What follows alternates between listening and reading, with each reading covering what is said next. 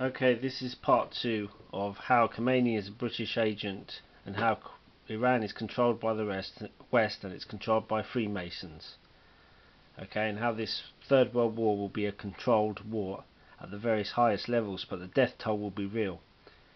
And here we have that Baron Julius de Ruyter and George Nathaniel Curzon,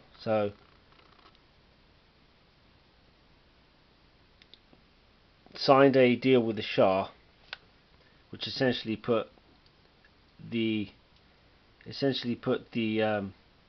Iranian economy in British hands. And so here they actually signed this deal,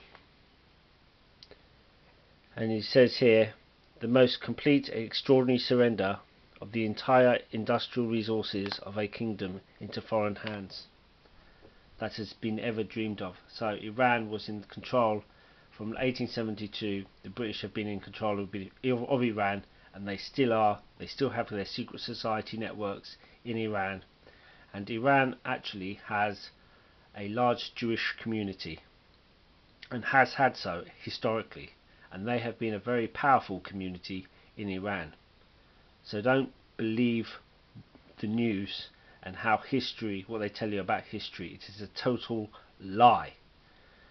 And if we look at the wealthiest Jewish family in Iran was actually the Sassoons, and the Sassoons actually created the Iranian British Oil Company. They also dealt in opium, and they were the main family involved in the opium wars, the British opium wars with China.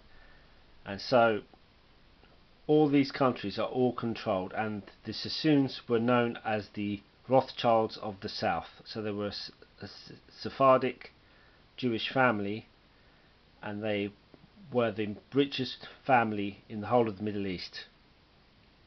And the Sassoons actually married the Rothschilds, and so they became one family, and their ancestor actually is in control of British trade, and he's unelected. So he's an MP, but he's unelected. No, he's Britain's trade minister, but he hasn't been elected. So I don't think he's an MP. So he hasn't been elected, but he's appointed. And so you can see here that the Sassoon families, they controlled they were the biggest wealth owners in the Middle East and in Iran. Part of the Iranian Anglo Oil Company, which had connections to Khomeini's British father.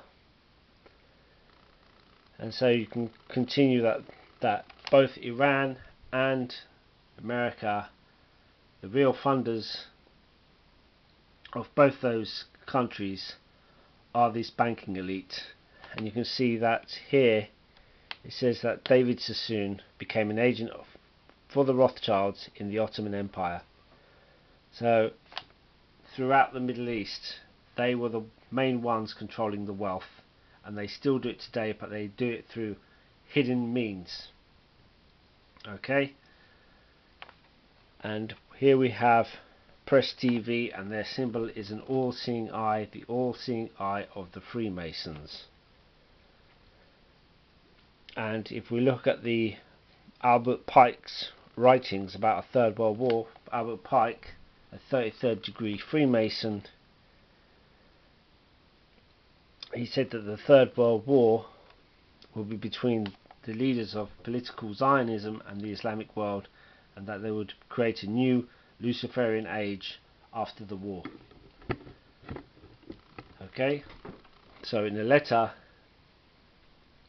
of 1871, he predicted the 3 world wars and how they would turn out and who would be involved.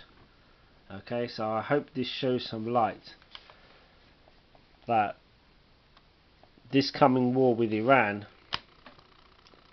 has been long in the planning and is a setup. It is a setup.